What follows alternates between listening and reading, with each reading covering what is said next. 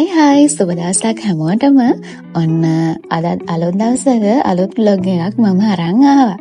ඉතින් මාසයක් තිස්සේ වැඩ කරලා ගෙදර යන ලීව් ගන්න එක තමයි මගේ සතුටුම මොහොත. එහෙනම් වැඩි කතා නැතුව යම් මගේ අලුත් vlog එක බලන්න. ඔන්න ඉතින් ලීව් වරන් ගෙදර යන කලින් දවසේ මට තිබුණ 10-18ක ඩියුටි එකක්.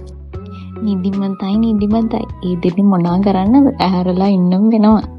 10-18ක ඩියුටි එකක් කියන්නේ මට එදා තිබුණේ නයිට් මෝර්නිං එකක්.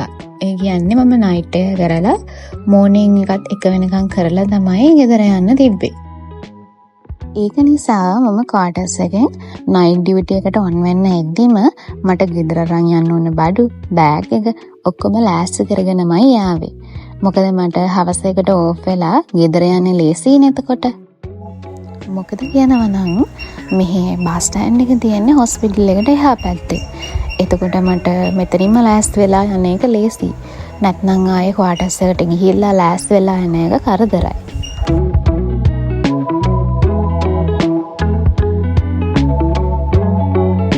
දුකයි ඉතින්. ඉවරයක් නෑ වැඩ. කමක් නෑ පැටියෝ. හෙට හවස එකට ඕෆ් වෙලා ඔයා ගෙදර යනවනේ. එහෙම මම මටම කියලා වැඩ කරන්න පටන් ගන්නවා. ඊට පස්සේ හම්බෙන ලීව් පීරියඩ් එක තමයි ඉතින් ඊළඟ මාසේ වැඩ කරන්න බලය ජවයේ ශක්තිය අරගෙන එන්නේ. මම විතරක් නෙමෙයි ඉතින් දුර වැඩ කරන නර්සස්ලා හැමෝටම මේ වගේ ඇති කියලා මම හිතනවා. අත්‍තරම මේ වීඩියෝ ක්ලිප්ස් බලලා හිතන්න එපා නර්සිං මාරයිනේ. මේ සහදාම ලියන එක විතරයි කරන්නේ. එහෙම කියලා හිතන්න එපා අත්‍තරම. මොකද මට පේෂන්ට් කෙයා වීඩියෝ කරන්න බැහැනේ. එතකොට මට වීඩියෝ කරන්න පුළුවන් කොටස තමයි මම වීඩියෝ කරලා මගේ වීඩියෝස් වලට දාන්නේ. එහෙම කියන්න හේතුව තමයි සමහර මිනිස්සු සෝෂල් මීඩියා වල නර්සස්ලාට දාලා තියෙන කමෙන්ට්ස් දැක්කම හරියට හිත රිදෙනවා. මොකද සමහර පේෂන්ට්ස්ලා වැඩි දවස් වලට අපිට කන්නවත් වෙලාවක් නැහැ. කන්න කියලා ඉතින් විශේෂ වෙලාවකුත් දීලා නැහැ. ඉතින් ඒ පේෂන්ට්ස්ලා වැඩි වුණාම ගේන ගෑම එකත් කන්න වෙලාවක් නැතුව හවස් වෙලා නරක වෙලා විසිකනවා. මොකද මිනිස්සු හැම වෙලේම කියන්නේ නර්සස්ලා පේෂන්ට්ස්ලාට බනිනවා. හරිම හොඳ නැහැ. නපුරුයි. එහෙම කියලානේ. ඇත්තටම කවුරු හරි එහෙම වෛරී සහගත විදිහට වරිනවා නම් ඒක ඇත්තටම වැරදි. මම ඒක පිළිගන්නවා. මිනිස්සු හැමෝම තමන්ගේ බෑඩ් එක්ස්පීරියන්සස් තමයි සමාජගත කරන්නේ.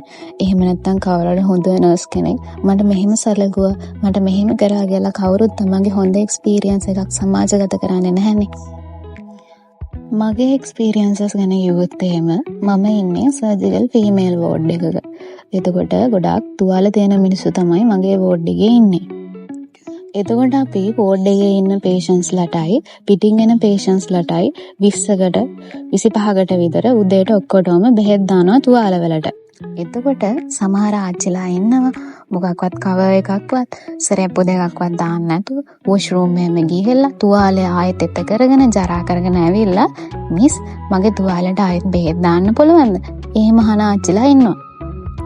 ඉතින් අනේ ආච්චිට විතරක් වෙනම නර්ස් කෙනෙක් ඉන්නවනම් අපිට බලන් ආච්චිගේ වැඩේ විතරක්ම කරන්න. එහෙම නේද? ඉතින් ප්‍රයිවට් තැනක වගේ වුණා නම් මිනිස්සු ආයෙම රිපීට් කරන්න කියලා කියන්නේ නැහැ. මොකද මුදල් වියදම් වෙනවනේ. එතකොට අපේ නර්සස්ලාත් ඔය කැත තුවාලේ කැත විදිහටම තියන්න දෙන්නේ නැහැ. මොකද ඉන්ෆෙක්ට් වෙන්න පුළුවන්නේ. එතකොට ආයෙ චුට්ටක් බනලා හරි බෙහෙත් දානවා. සමහර මිනිස්සු ඉන්නවා තමන්ගේ පර්සනල් දේවල් කොච්චර හොඳට කරගන්න පුළුවන්කම තිබ්බත් ඒව කරගන්නේ නැතුව, නාන්නේ නැතුව හරිම කම්මැලි විදියට ඉන්නවා. මේ එකක් විතරයි. ඉතින් පිට ඉඳන් නර්සින් දිහා බලන කාටවත් අපි කොහොමද නර්සස්ලා මිනිස්සු එක ගනුදෙනු කරන්න කියලා තේරෙන්නේ නැහැ. මොකද අපි ගනුදෙනු කරන්නේ විවිධාකාර এডুকেෂනල් ලෙවල් තියෙන මිනිස්සු ගොඩක් එක්ක. එහෙම කියලා කවුරු හරි වෛරී සාගත විදිහට බනිනවා නම් තමන්ගේ ජොබ් එක හරියට කරන්නේ නැත්නම් එහෙම නර්සස්ලා මම සාධාරණීකරණය කරන්නේ ඒක වැරදි. ඉතින් මම මේක ගැන කියන්න හිතුවේ මොකද මම පහුගිය දවස්වල දැක්කා මිනිස්සු හරීම කැත විදිහට සත්තුන්ගේ නම් පවා භාවිතා කරලා සමාජ මාධ්‍ය ජාලාවල කමෙන්ට්ස් දාලා තියෙනවා නර්සස්ලාට. ඉතින් හරියට වැඩ කරන හොඳ නර්ස් කෙනෙකුට තමයි ලොකුම වේදනාව දැනෙන්නේ ඒ වගේ දේවල් වලට. ඉතින් මේ මගේ vlogs නර්සස්ලා බලනවා නම් මට කියන්න තියෙන්නේ වැඩ කරනවට වඩා වැඩිපුර මිනිස්සුන්ට hina වෙන්න. ඒක තමයි මිනිස්සු බලාපොරොත්තු වෙන්නේ.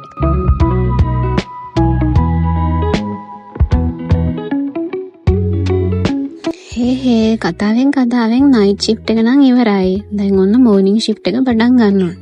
බොස් එකක් එහෙම දාලා සයින් කරලා හැම එන්නම්කෝ. අත්‍තරම කියනවනම් මේ vlog එකට වීඩියෝ ක්ලිප්ස් මම ගත්තේ නිකන් ඕනවට එපාකට. මොකද මාසයක් තිස්සේ වැඩ කරලා මම ගෙදර යන මානසිකත්වයේ විතරමයි හිටියේ. ඒකක් එහෙම බීලා ආයෙම මෝර්නිංగ్ ෂිෆ්ට් එකේ වැඩ පටන් ගමු.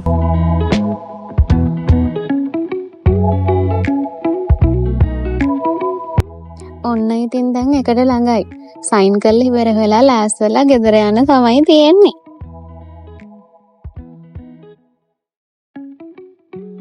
වොෂ් එකක් දාගෙන ලෑස්ති වුණා. කැත නෑනේ නේද? දැන් ඉතින් පැය 7:00ක් 8ක් විතර ට්‍රැවල් කරන්න ඕනේ. යමු. කොච්චර පැය 18ක් වැඩ කරන් ගෙදර යනකොට තියෙන සතුට පේනව නේද?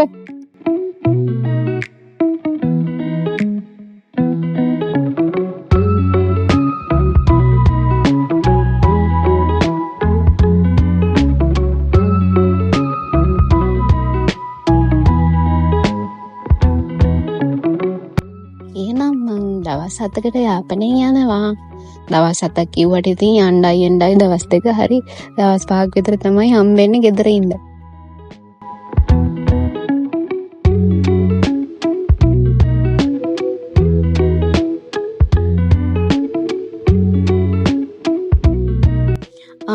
යන සල්ලි ගන්න එපා ඉතින්.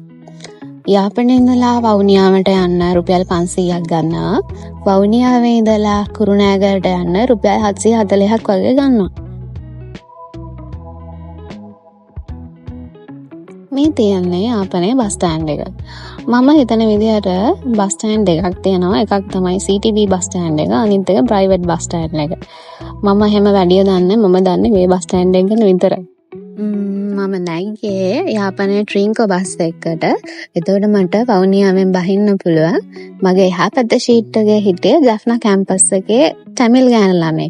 ඒක නිසා කිසිම ප්‍රශ්නයක් නැතුව වවුනියාවට යනකම් ගියා.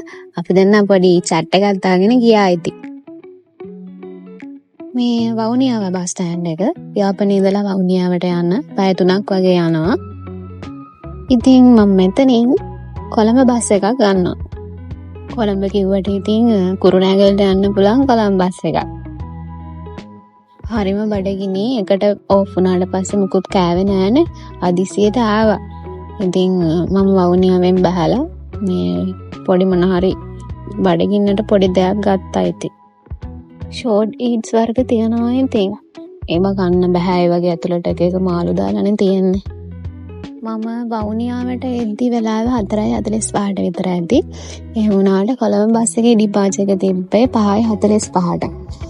ඉතින් 5:45ට කොළඹ බසෙන් මෙන්න මේ විදිහට කුරුණෑගල බලා පිටත් වුණා.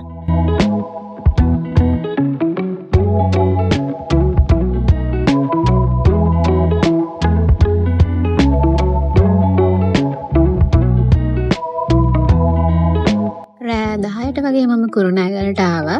ඉතින් ඒ වෙලාවට මාව ගෙදර එක්කන් යන්න අපේ ගෙදරින් ආවා. පේනවා නේද ඉතින් පිස්සෙක් වගේ.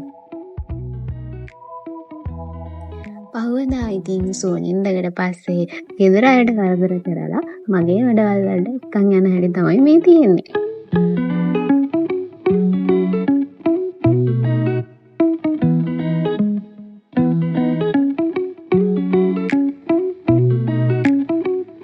අයිබ්‍රෝස් හදාගත්තා. ඕකට තමයි ඉතින් මං සලෝන් එකට යනවා නම් යන්නේ. ලස්සනයිනේ. ඊට පස්සේ මම ටවුන් එක පැත්තට ගියා. මට පොඩි වැඩ වගේක් කරගන්න සහ මට ඕනේ බඩු වගේක් කරන්න තිබ්බා.